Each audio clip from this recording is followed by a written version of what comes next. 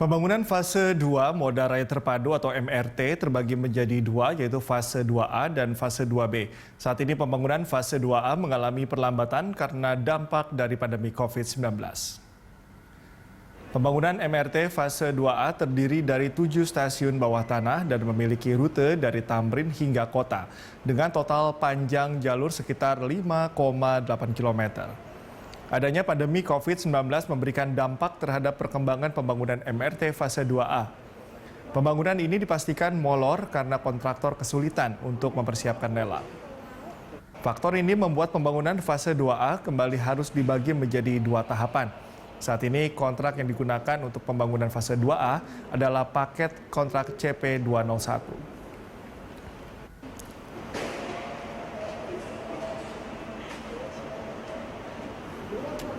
Dan untuk mengetahui perkembangan terkini dari pembangunan terowongan dan stasiun MRT fase 2A, kita bergabung dengan reporter Ira Hulu dan juru kamera Maximilianus dari kawasan Bundaran HI Jakarta Pusat.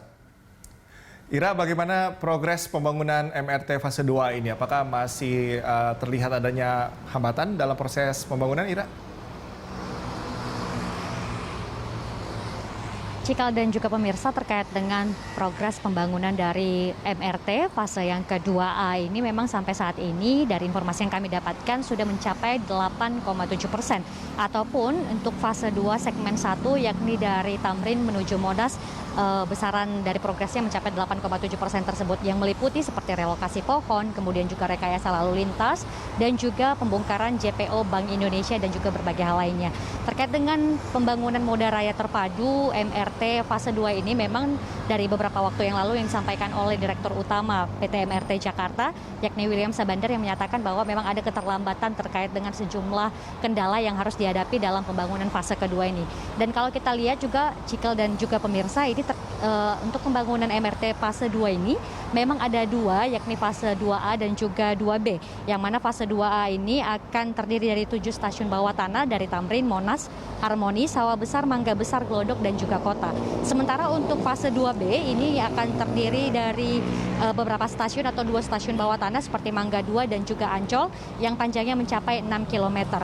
Dan kalau kita lihat sebenarnya memang untuk pembangunan dari fase 2 MRT ini akan terbagi-bagi ke dalam beberapa paket, yaitu seperti CP201, CP202, 205, dan juga 206. Dan terkait dengan hal ini ada sejumlah kendala yang dihadapi dalam pengadaan paket-paket pembangunan tersebut. Kalau kita lihat dari kendala yang dihadapi dari CP202 atau dari stasiun Harmoni hingga Mangga Besar ini, adapun kendala yang dihadapi adalah terkait dengan pandemi COVID-19, yang mana pihak kontraktor yang mengerjakan proyek ini meminta perpanjangan waktu dikarenakan terhambatnya sejumlah aktivitas akibat pembatasan yang dilakukan di beberapa waktu lalu. Kemudian selain itu juga ditemukan risiko yang tinggi dalam konstruksi di lapangan. Selain itu juga kalau selanjutnya pada paket pengadaan pembangunan pada CP206 ini terkait dengan 205, maksud kami terkait dengan sistem perkereta apian dan juga rel.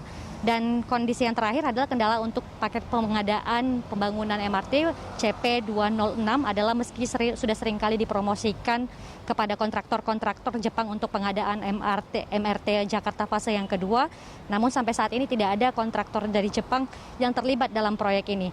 Dan kita ketahui bahwa untuk pembiayaan maksud kami pembiayaan dari pengadaan MRT fase yang kedua ini adalah merupakan dengan konsep Japan International Corporation Agency ODA Loan atau dengan skema Special Terms for Economic Partnership, yang artinya adalah dalam hal ini harus kontraktor Jepang yang mengambil utama dalam bagian hal ini. Namun menurut keterangan dari William Sabandar selaku Direktur Utama PT MRT, yang menyatakan bahwa kontraktor Jepang saat ini belum bisa atau belum mau mengambil risiko yang ada terkait dengan pembangunan MRT fase yang kedua dikarenakan adanya sejumlah tantangan seperti pandemi COVID-19 ini.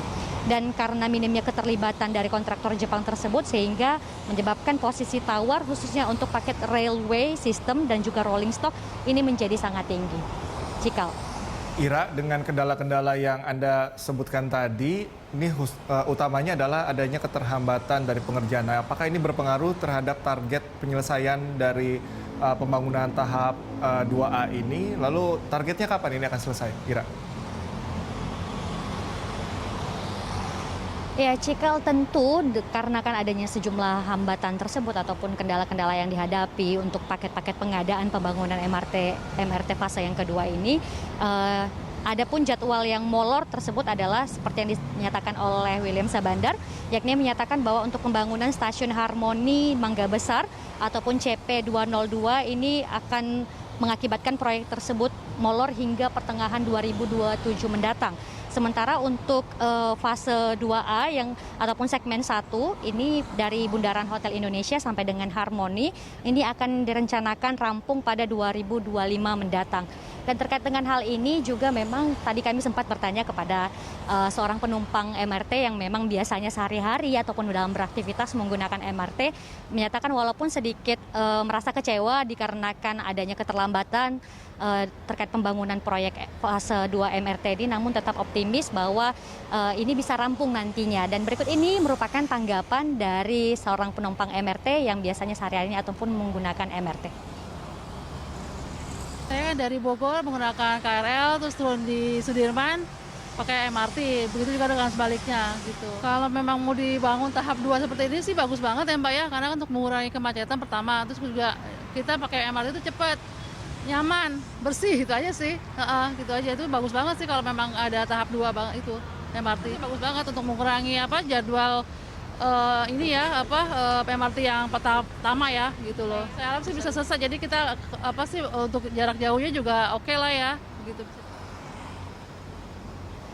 Ya, Cikal dan juga pemirsa tidak lupa untuk tetap diingatkan bagi masyarakat yang menggunakan transportasi umum seperti MRT ini harus tetap menjaga protokol kesehatan, menerapkannya ketika berada di tempat-tempat umum untuk mencegah mata penyebaran ataupun mata rantai penyebaran COVID-19. Balik pada Anda, Cikal, di studio. Baik, Ira, terima kasih atas laporan Anda. Selamat bertugas kembali. Pemirsa, itu tadi laporan dari reporter Ira Hulu dan juru kamera Yusuf Fajar dari Bundaran HI Jakarta Pusat.